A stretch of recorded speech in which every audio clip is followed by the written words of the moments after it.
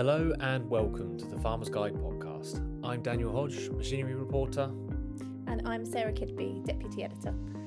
Today we're talking about one of the most important topics areas in farming right now, and that is mental health in farming.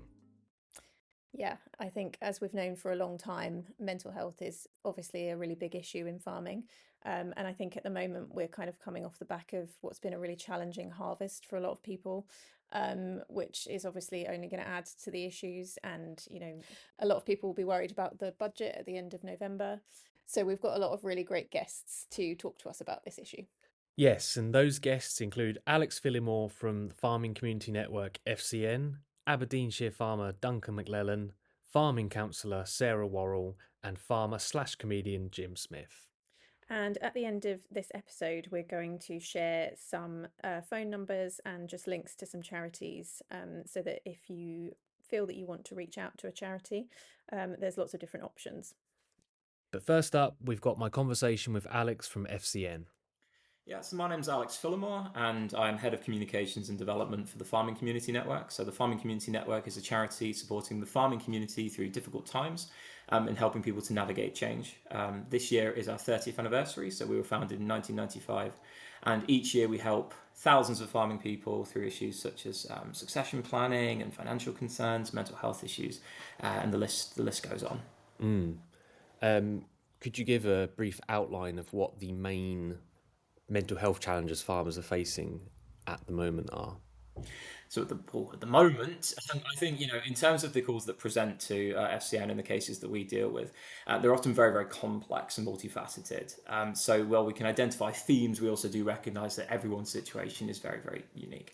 What I would say is that there's a lot of uncertainty for the future, and a lot of people within the farm community are looking ahead and thinking, how can I maintain a sustainable business now and in the years to come? Lots of difficult conversations at the moment around succession planning and passing that business on, and how can it be viable to do so.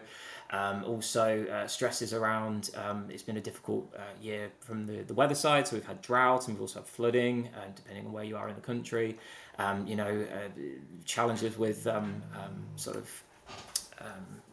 animal disease, for example, and certain parts of the country where they're still having to do routine TB testing and things like that. So the list would very much go on, but I think we can say that it all probably comes down to a general theme of a lot of stresses are outside of farmers' control, and there's a lot of uncertainty.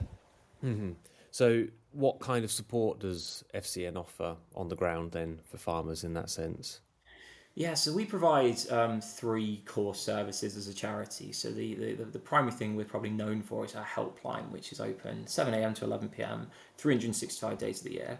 And we have a team of around 50 volunteers supporting on that helpline. And the important thing about our volunteers is that our volunteers understand farming life and they understand those unique pressures. Many of them are farmers themselves or have farmed at some point in their lives, but they'll also be from other careers that are related to agriculture as well. And so our helpline is there for anyone who would like to have a chat with someone who understands. Sometimes it is just that ability to actually feel empowered to be able to share and to actually have permission in some respects to say, everything's not actually okay and I do need to talk to someone. And for some people, that's all they might require. It's just, it might be a particularly bad day and someone just needs to unload and have that vent, and that might be what they need. And what we can also do as a charity is provide local on-the-ground support through our volunteers. And we have a wide network of about 400 volunteers who are in county groups. So most of the counties in England and Wales, there are volunteers nearby. And we can do things such as go out to the farm and have a walk around the farm with you. We can sit around the kitchen table with the family, and we can talk through what are the challenges, what are the issues. And we can help you to explore your options and maybe consider things you might not have considered, and ultimately try and help you find a positive way forward. Also, FCN runs a website called Farmwell. We get about 10,000 visitors to Farmwell a year, but that's a growing number, and year on year the number does grow. And Farmwell's got loads and loads of resources around all sorts of different topics, from rural crime to farm safety to business planning and physical and mental health and other topics. We recognise that for every farmer who picks up the phone to a charity, there's probably 10, 15 that wouldn't do that. And so we want to make sure that information is available to people for them to access in their own time. Right. So something we often come across is how isolating farming can be as a profession and as an industry. How does that loneliness and potentially lack of community support come up in the cases that you see? Yeah, so I think it's kind of recognizing that a lot of farmers, it's not uncommon that it could be days or even weeks before they properly get off farm and do something else, because the job is your life in many respects, and it's really hard to create that almost like boundary between work life and home life, because they're essentially the same thing and on many farms, aren't they? So I think for some people do thrive in that sort of environment, and they kind of like being on their own, and they kind of like just cracking on and doing it. So again, we don't want to kind of generalize, but for some, it can take its toll if you're working very, very long working hours. You could be doing 12, 13, 14, 15 hour working days, maybe even more, and for day in, day out, 7 days a week, and maybe lone working as well. You might be on your own, there might not be anyone else on the farm. And for some people, that can create challenges, because your mind can wander, particularly if the work you're doing is somewhat routine or repetitive, and it can sometimes go to a dark place. What I would say is that some work that FCN's been doing to try and help in this area is that we do things called farm well events, and these farm well events are designed really to bring our farming community together and to have a kind of positive outlook. And we may have a talk around health and well-being, or we're doing some work with in partnership with Macmillan Cancer Support, so we're doing some awareness raising around physical health and cancer. And the real point is, it's just trying to get farmers to allocate a bit of time to get off farm, even if it's just for a few hours, to see some of their neighbours, see some people in their community, perhaps reacquaint with people they might not have seen for a few months, and really just to remind people that there is that kind of life beyond the farm and outside of the farm, and sort of create that sense of that network and community.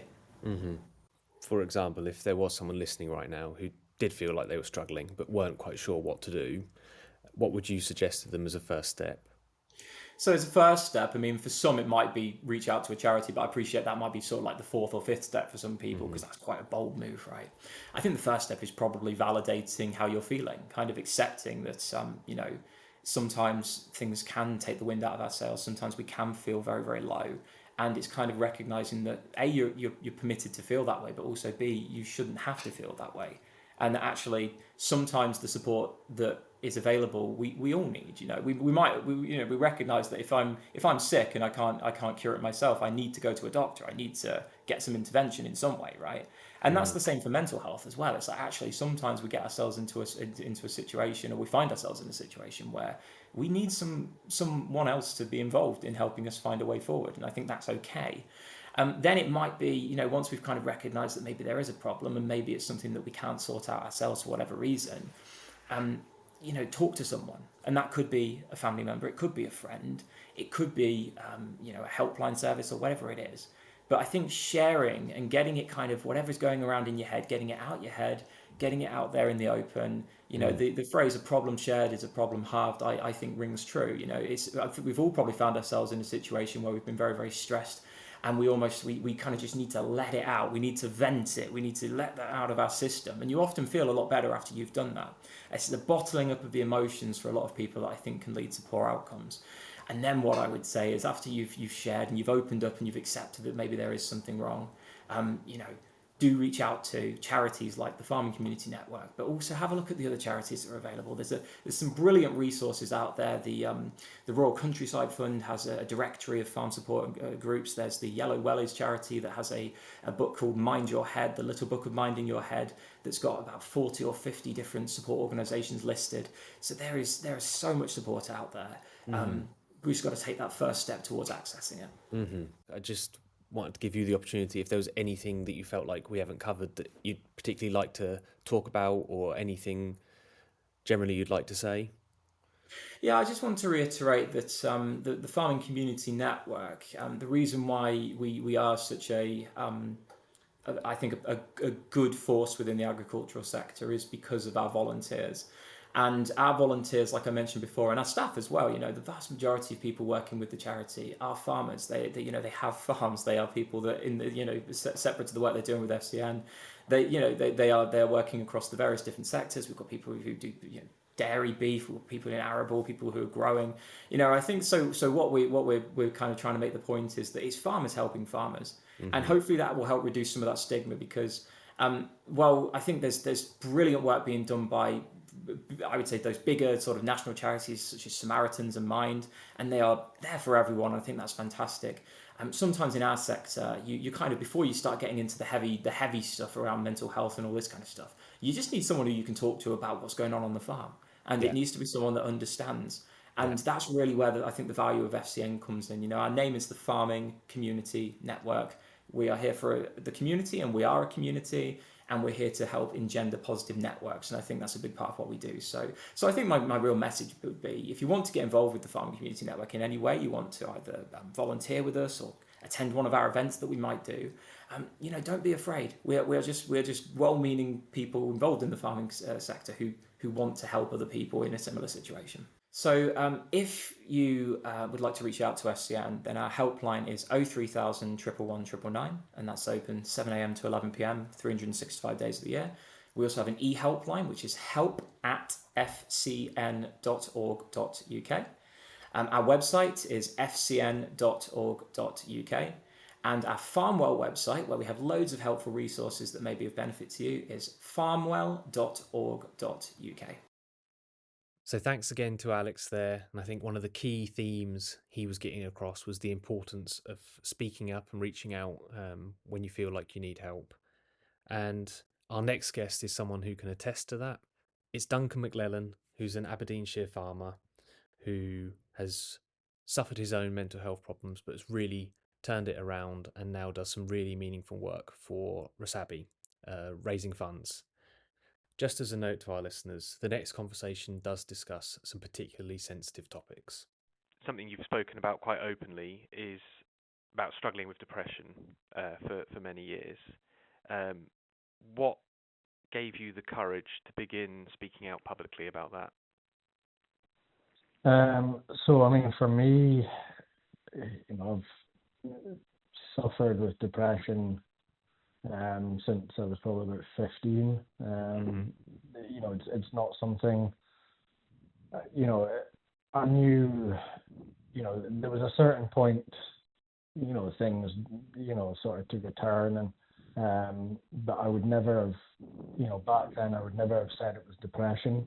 Right. It was just a sort of sense of feeling low and that, but it was always something that I never spoke about anything and that. So as the years went on, things start to fester and all that, and a culmination of a lot of things going back from then, and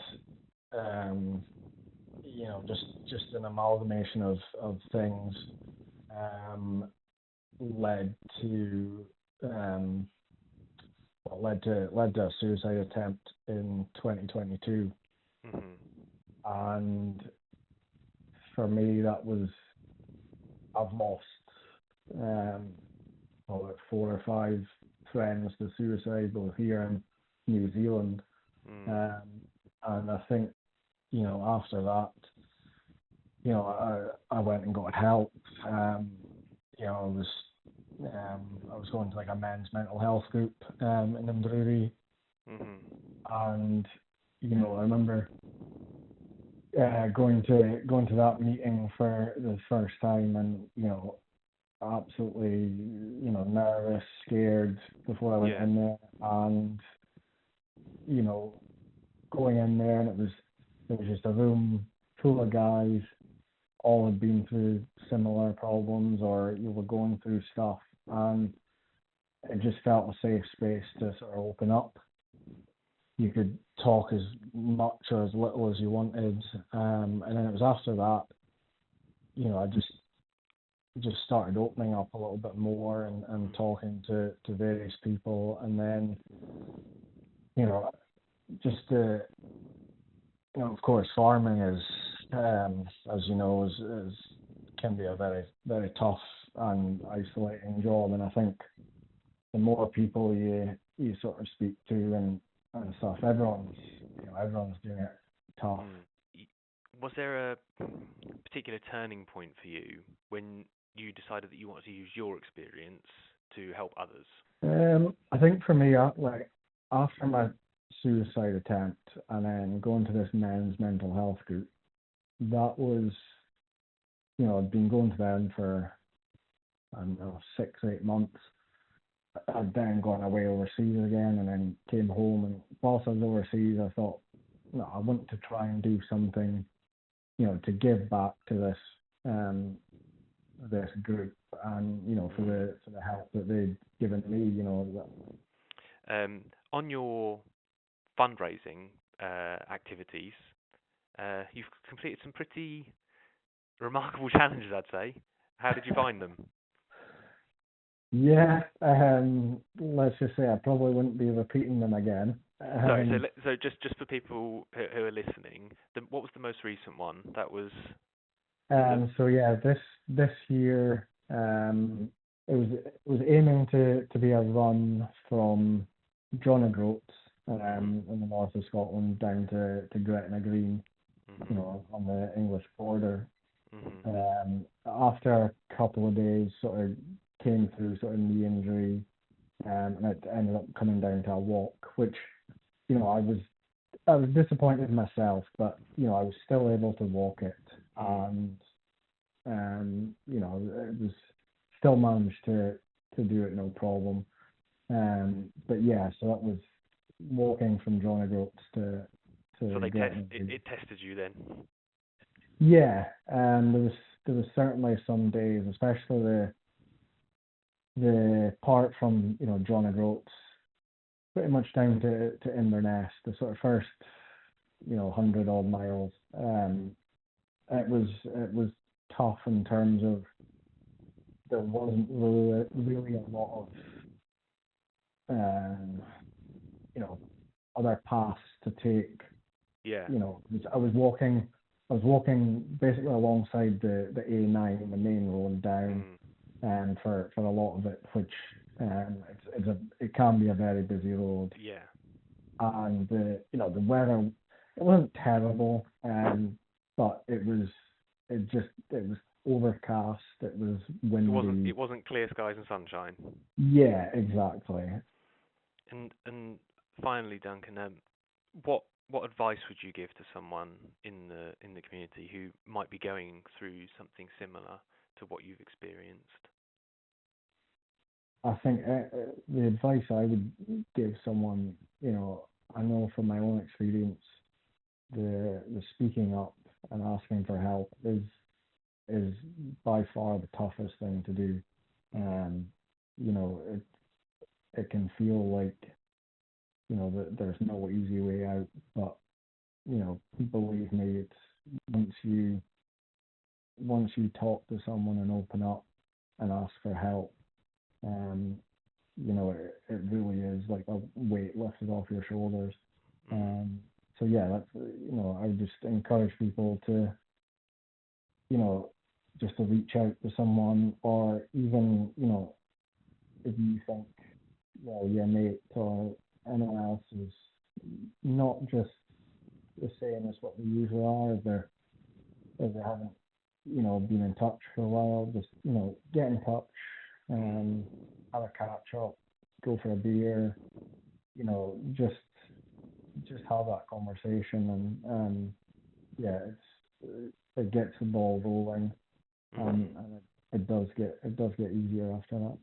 Okay, brilliant. I really, really appreciate your time. It's so important that people feel like they can talk about these things, right? That's the first and the biggest hurdle, I think, in a lot of situations like this. So it's really appreciated that you are doing that. Yeah, I know. Outside of the incredible fundraising that he's doing, our conversation with Duncan, I think, served as a powerful reminder, yet again, that talking to people is often the most challenging but the most important step that people can take. And there are lots of different types of support available, lots of different options. So I spoke to a therapeutic counsellor, Sarah Worrall, who actually works largely with farmers. She grew up on a farm herself, and moved away from the farm to raise a family, and later on came back. Her son now runs the farm, and she has a studio on the farm where she works with her farming clients. And she does equine assisted therapy as well. She provides walk and talk therapy. it's really very flexible, and I had a really interesting chat with her about the types of issues that she deals with and the issues that she's seeing come up from farmers. I imagine people are really looking for a specialist service. You know, obviously there's a lot of therapists that farmers could choose, but they are going to want somebody who really understands the particular pressures that they're under. And do you find that is what you bring to that is really important in terms of what you can offer them? Absolutely, because probably the single most important thing for good counselling is the relationship and the connection between the counsellor and the client, and being able to understand, as you said, a bit about the pressures they're going through, and just chat. What do you find are some of the biggest things that impact farmers' mental health in terms of, you know, obviously we see all the news stories, we know all the kind of big challenges that they're facing in terms of uncertainty and government policy and weather and all of that. I mean, what do you think are the biggest things that you see that are impacting farmers? I think one of the biggest things is solo working. Yeah. Because all the other things impact or might impact. But you go out for 5 hours or whatever on your tractor on your own, or whatever you're doing, very much probably on your own. You're not talking to anyone. And it tends to go round and round and round, and just the problem just explodes. Yeah. And the problems are anxiety, stress, leading possibly to depression. But I think one of the major issues is the solitary working. Yeah. That really exacerbates it all. Times ago, there would be a lot of people working on the farm, and it was a slower pace, good or bad. I'm not saying it's worse now, but I think the fact that people are working more and more on their own, and I know possibly because I talk to my son about what I'm doing and what I'm experiencing. He always makes an effort to, 7 o'clock thing when everybody comes in. They all have a little chat. Yeah, that's nice.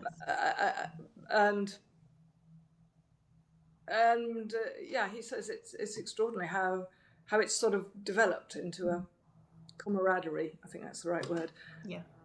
Which often is everyone's so busy, you go off, or maybe you're just your own person working on the farm, and you don't see anybody. So I think that is one of the single drivers of mental health problems in agriculture. Yeah. Do you think that's quite an important thing that maybe people could do? Just try to find ways to reach out to people more often, and in one way or another, have more connection with other people. Definitely. That would be the biggest thing, I would say. But I do understand that once you delve into the whole circle of anxiety and stress, it's the last thing you want to do is share it with somebody, or worry somebody, or even talk about it.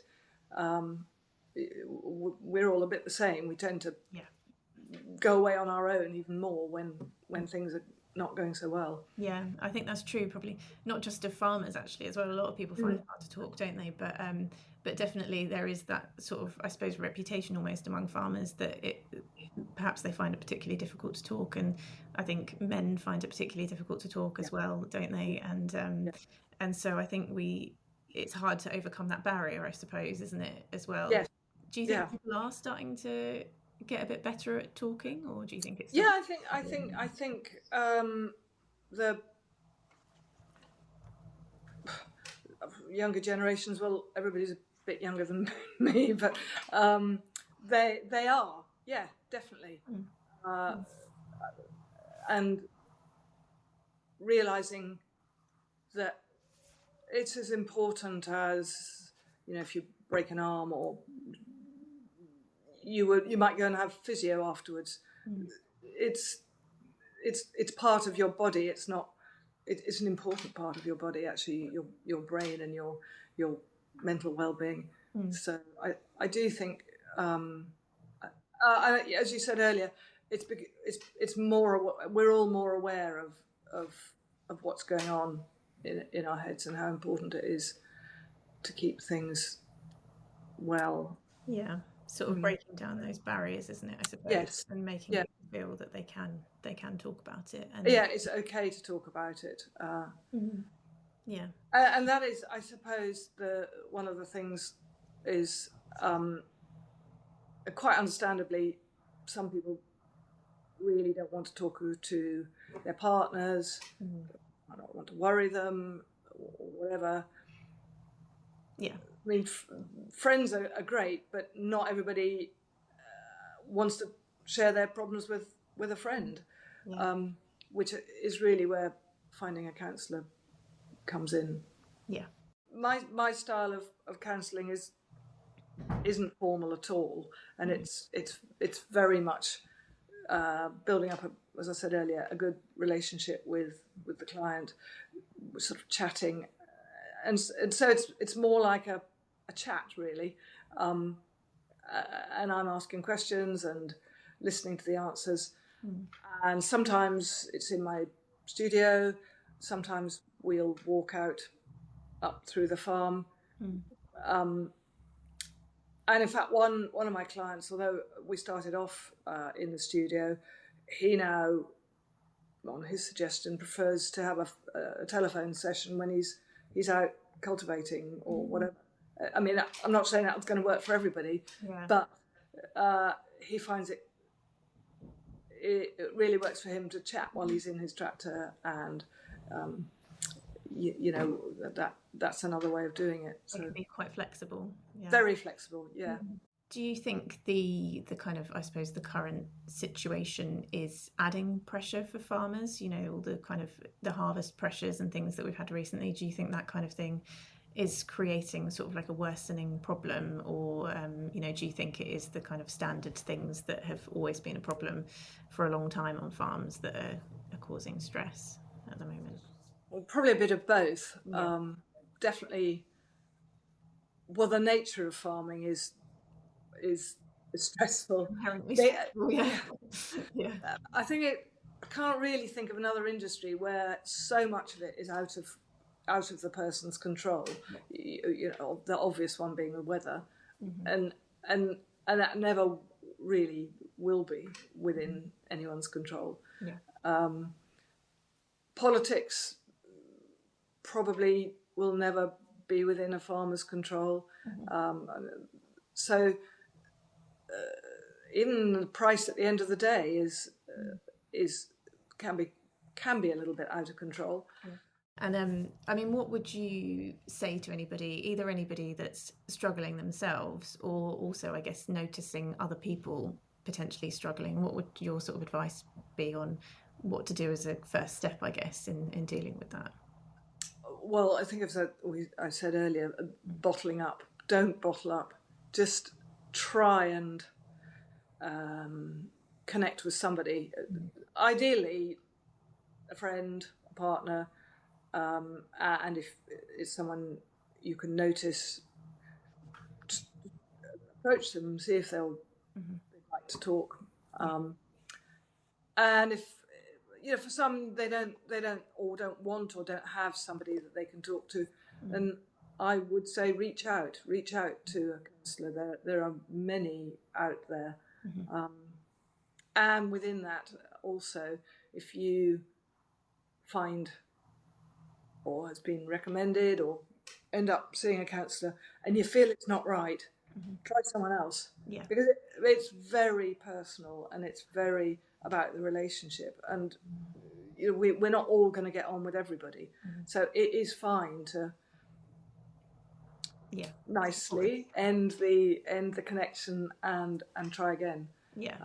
Sort of don't be put off by your first attempt, I suppose. No, if for any reason it's not working out, that's important, and that can be a bit tricky, but I think that's as important to realise that. So thanks again to Sarah for coming on the episode. Lots of really interesting insights, and I think again the main message is just to reach out to somebody. There's lots of different options for support, but just don't delay it. Reach out to somebody, even if it's a friend. And speaking of the importance of connection and reaching out to people, our next and final guest is a little bit different. Jim Smith is a Perthshire farmer and stand-up comedian.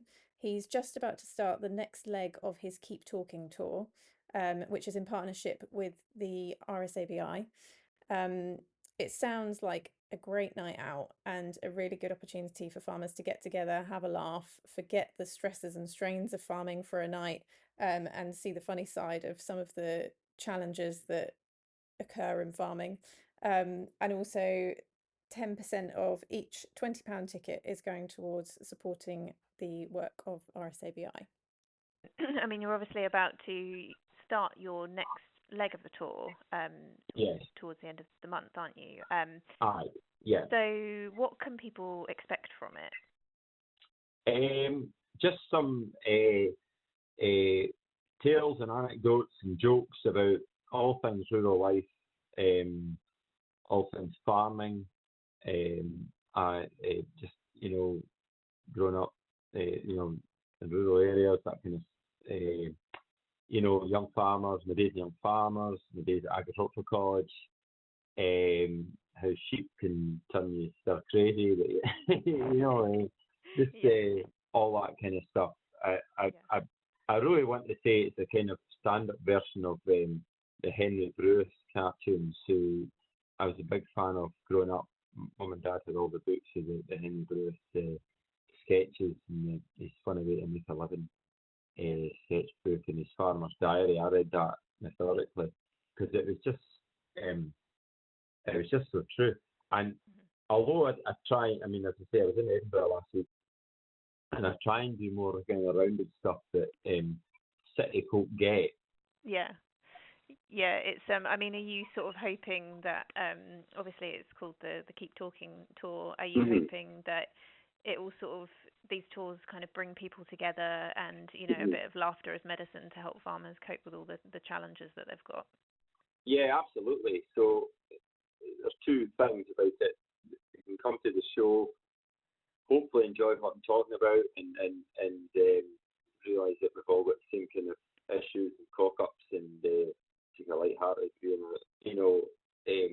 Before, the doors open early at the gigs so that folk can come, just meet in the foyer. And of course, the rural community, great chance for folk to meet, catch up, and it's maybe not like high pressure of going to the market or going in that Highland Show or something. It's more relaxed. It's a night out kind of thing. It's a night out, and it's a good excuse. And you find a lot of them go for a meal, go for a few pints beforehand, and certainly in the pub afterwards. It's good crack. So yeah, it's a good excuse for them just to get out and the pals, and finding out more of what RSABI are doing. I think that's the key thing there. Finding out the good work that RSABI do. A lot of my stuff's based on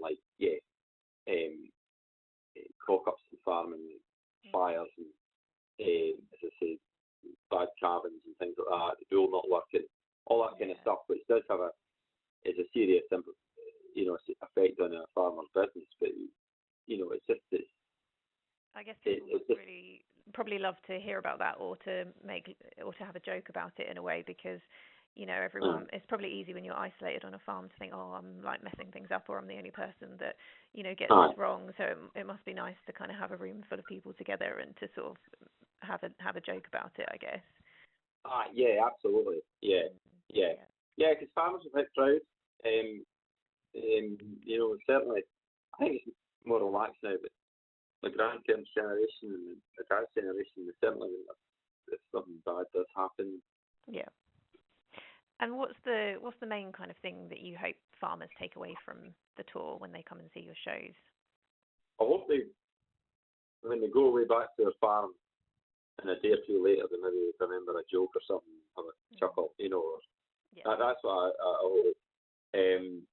I hope they take back the fact that, they've had a good night out and a good belly laugh, and they'll, tell them the joke or something like that, but really just to, and just find that it's all right, it's okay to laugh at the problem, I just want them to have a night where they just forget about any issues they've got and just have a right, I try and make them laugh as much as I can, have a right good belly laugh, and just can't do any harm.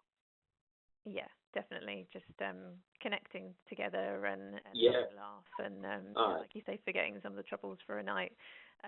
I bet that could really make a difference to people, struggling or feeling a bit kind of beaten down. Absolutely. Absolutely.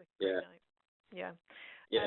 And is there anything that you would say to sort of farmers that are struggling, or if they know somebody that might be struggling, what's your sort of, I suppose, advice as a first step of something they should do? Well, the first thing I would say is lift the phone to RSABI, because sometimes just the phone, speak to somebody for 10, 15 minutes, and it's like a problem shared. A problem shares a problem half, really. Just getting stuff off your chest, and I think in this day and age of farming, there's absolutely no shame in if you're struggling a bit. There's absolutely nothing to be ashamed of that. Thanks again to Jim. That sounds like a really fun night out, and he's actually going to be doing a tour in England as well. So look out for that on the RSABI website. So thank you again to all of our guests. We've had some really insightful, meaningful and sensitive discussions along the way. We'll now read out a list of hotlines and points of contact which we encourage anyone to reach out to and use. Okay, so RABI has a free 24-hour helpline, 0800 188 4444. And for farmers in Scotland, RSABI 0808 1234 555. And the DPJ Foundation in Wales is 0800 587 4262. And finally, the Rural Support Farm Support Charity in Northern Ireland, 0800 138 1678. Thank you, Sarah, for reading those out. And to any of our listeners who are suffering or going through some difficulty of their own, please make sure you do use them. So that's all from us today. Please make sure you tune in next month for our Agritechnica preview. Take care, and we'll catch you next time.